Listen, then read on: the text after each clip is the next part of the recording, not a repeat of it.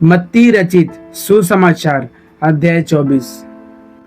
यीशु यरूशलेम के मंदिर में शिक्षा देने के बाद जब अपने चेलों के साथ बाहर निकल रहे थे तो उसके चेलों ने उससे पूछा, अंत कब आएगा?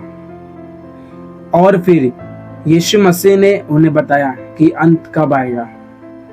जब यीशु मंदिर से निकलकर जा रहा था तो उसके चेले उसको मंदिर की रचना दिखाने के लिए उसके पास आए। उसने उनसे कहा, तुम यह सब देख रहे हो, मैं तुमसे सच सच कहता हूँ, यहाँ पत्थर पर पत्थर भी न छूटेगा जो ढाया ना जाएगा।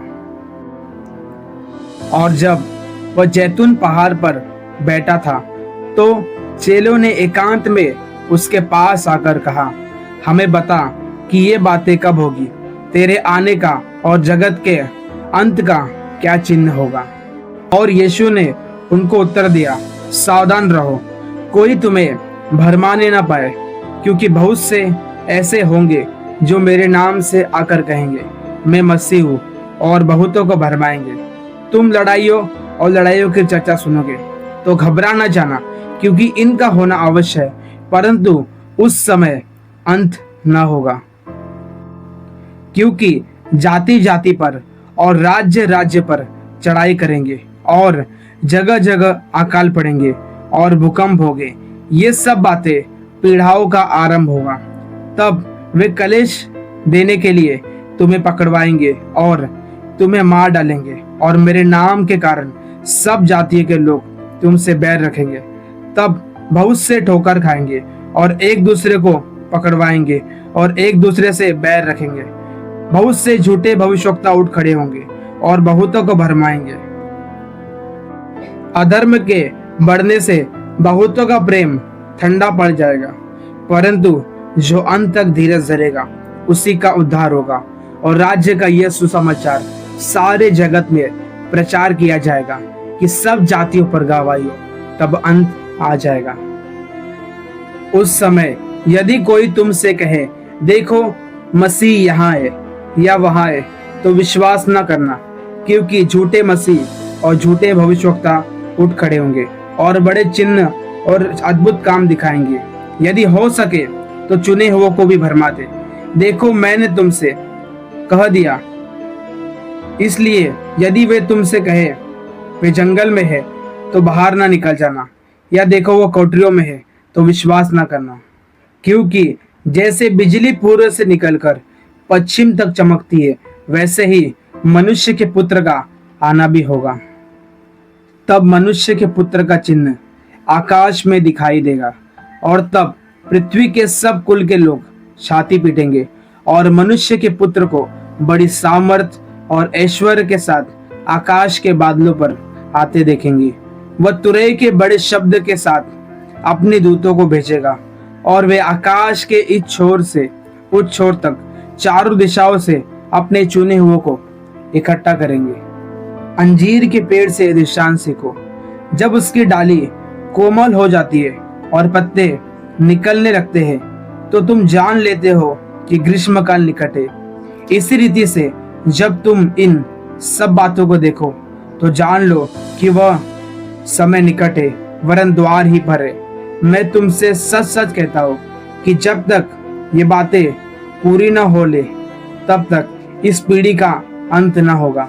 आकाश और पृथ्वी टल जाएंगी, परंतु मेरी बातें कभी ना टलेगी। उस दिन और उस घड़ी के विषय में कोई नहीं जानता, न स्वर्ग के दूत और न पुत्र, परंतु केवल पिता। जैसे नूह के दिन में थे, वैसे ही मनुष्य के पुत्र का आना भी होगा। क्योंकि जैसे जल प्रलय से पहले के दिन में, जिस दिन तक कि नूह जहाज पर न चढ़ा, उस दिन तक लोग खाते पीते थे और उनमें विवाह होते थे, और जब तक जल प्रलय आकर उन सब को बहा न ले गया, तब तक उनको कुछ मालूम न पड़ा। वैसे ही मनुष्य के पुत्र का आना भी होगा। उस समय दो जन खेत में होंगे, एक ले लिया जाएगा और दूसरा छोड़ दिया जाएगा। दो स्त्रियां चक्की पीसती हो रहेगी, एक ले ली जाएगी और दूसरा छोड़ दिया जाएगा। इसलिए जागते रहो, क्योंकि तुम नहीं जानते कि तुम्हारा प्रभु किस दिन आ जाएगा। आज से लगभग 2000 साल पहले यीशु मसीह ने अपनी सेवकाई को 12 चेलों के साथ शुरू किया। तो जब उन्होंने अंत के दिनों के बारे में उससे पूछा, यीशु मसीह ने उनसे कहा कि जब सुसमाचार का प्रचार सारे जगत में किया जाएगा कि सब जातियों पर गवाही हो, तब अंत आ जाएगा। अगर आज हम टीवी चैनल के माध्यम से और प्रिंटिंग के माध्यम से और सोशल मीडिया के माध्यम से देखें तो लगभग सारे लोगों ने प्रभु यीशु मसीह का सुसमाचार सुन लिया है और यीशु मसीह के बारे में जानते हैं। आप सभी जानते हैं कि हम अंत के समय में जी रहे और प्रभु यीशु मसीह का आना बहुत निकट है। इसलिए दोस्तों और हमारे मसीह भाई बहनों, हम आपको बताना चाहते हैं कि प्रभु यीशु मसीह दोबारा बहुत जल्दी आने वाले। इसलिए आप प्रार्थना में लौलीन रहिए और प्रभु के वचन को निरंतर पढ़ते रहिए, क्योंकि प्रभु का वचन कहता है कि परमेश्वर दोबारा जल्दी आने वाले हैं। इसलिए आपको पूरी तैयारी के साथ रहना है, क्योंकि प्रभु का वचन कहता है कि प्रभु के लिए एक दिन 1000 वर्ष के बराबर है और 1000 वर्ष एक दिन के बराबर है। प्रभु अपने वादों के विषय में देर नहीं करता, जैसा कि कितने लोग समझते हैं, पर वह तुम्हारे विषय में धीरज रखता है और वह नहीं चाहता कि कोई भी नाश हो, वरन यह कि सबको मन फिराने का, पश्चाताप का मौका मिले।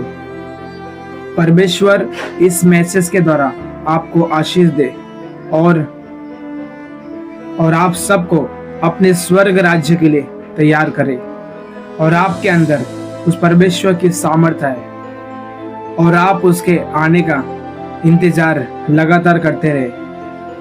आमीन। प्रभु आपको यीशु मसीह के दोबारा आने तक सुरक्षित रखे। गॉड ब्लेस यू सभी को। जय मसीह।